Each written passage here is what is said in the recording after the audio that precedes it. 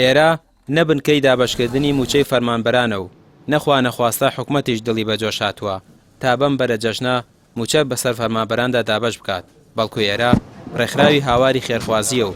هەموو مانگێک لە دوای 25 مانگەوە موچە بەسەر خانەوادەی بێباوکاندا دابەش دەکات 250 خێزان موچە و پێداویستی خۆراک و جلوبەرگیان پێدەدرێت کە لەلایەن خێرخوازانەوە بۆیان دابین کراوە کە بڕەکەی زیاترە لە 35 ملیۆن دینار. ئێمە وەکو ڕێکخراوی هاوار ئەم موچانەی کە ڕێی خەڵکی خێرخوازەوە دێ بۆمان خەڵکی خێرخواز بۆمان ئێنێ و ئێمەش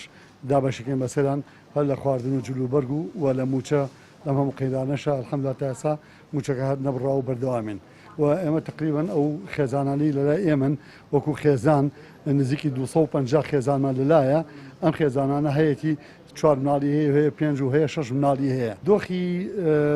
بار و دۆخی ئابووری خەڵک و وەزعی خەڵک دارایی خەڵک زۆر خراپە ئێمە ڕۆژانە خەڵکێکی فەقیر و هەژار ڕوومانتیەکەن و نەخۆش و کەم ئەندام ڕوومانتیەکەن بۆ ئەو وەزعی کە هەیە و زۆر بەڕاستی خەڵکێک کە دێ جاری وایە ئالێرا دەستەکە بە گریان بۆ حاڵ و وەزعی خۆی و ژیانی و گوزەرانێکی زۆر ناڕەحەت و زۆر قورس بەسەر خەڵکی ئێمە و بەسەر کوردستانە تێپەڕی کردووە و هەمووشمان ئاگادارین و ئەزانین چ وەزعەکە ئەگوزارێت لەم شار و وڵاتی ئێمە. لە ڕێکخراوی هاواری خێرخوازیەوە دەچین بۆ ڕێکخراوی سۆمای چاوان ئەوانیش ڕێکخراوەکەیان بووە بەلانەی منداڵانی بێباوک و مانگ نییە موچیان پێ نەدرێت ئەوانیش نزیکەی 30 ملیۆن دینار لە پاڵ کەلوپەلی جەژن و خواردن و جلوبەرێک دابەش دەکەن. بەرپرسی ڕێکخراوەکە باز لە دۆخی خراپی دارایی خەڵکی دەکات و دەڵێت خەڵک هەیە سەردانیان دەکات و دەڵێن ئەگەر هاوکاری خێرخوازان نەبێت دەکەونە سەر شەقامەکان ئەوانەشی موچیان هەیە حکومەت پێیان نادات و پێشیان بدات هێندە دوا دەکەوێت کە چارەسەری برینەکانیان ناکات. ئەم مناڵانە 300 مناڵی 300 خانەوادەیە بۆ هەموو مناڵێک بڕی 100,000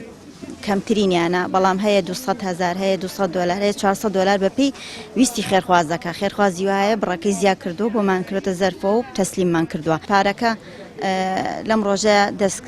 دەست ناکەوێت بەڕاستی ئەوەی کە ئێمە بۆمان دابینکردن لە ڕێی خێرخوازانەوە سوپاس بۆ خۆی گەورە کە جێی باشیان بۆ وەگرێ لە دەمی خۆیانەوە کە سوپاسی خێرخوازانەکەن و هەموو جارێکیش داواکەن ئەڵێن خێرخوازانی بەڕێز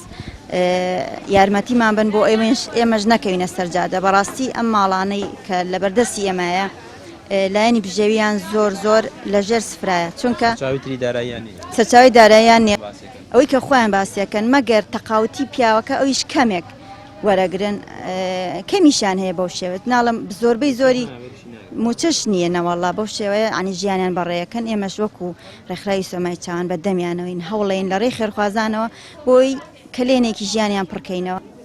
بەشێکی زۆر لە هاوڵاتیان پێیان وایە ئەگەر ڕێکخراو خێرخوازیەکان نەبن گەورەترین گرفتی کۆمەڵایەتی و ئەخلاقی لە کۆمەڵگەدا سەر هەڵدەدات چونکە وەکو وتراوە هەژاری هاری بە دوای خۆیدا دەهێنێت کاتێک موچە نەبێت و ئیش و کار وەستا بێت و خانەوادەکان هیچ سەرچاوێکی داراییان نەبێت چ ڕێگەیەک دەمێنێتەوە تا پەنای بۆ بەرن داوا لە خێرخوازانیش دەکرێت ئەو لانەیی بۆ هەژاران بنیاتیان ناوە بەردەوامی پێ بدەن و هاوکاری ڕێکخراوە خێرخوازیە باوەڕپێکراوەکان بکەن تا لە هەڵوەشانە و هەژاری ڕزگاریان بکەن. ڕامیار عوسمان کەناڵی پێام سلێمانی.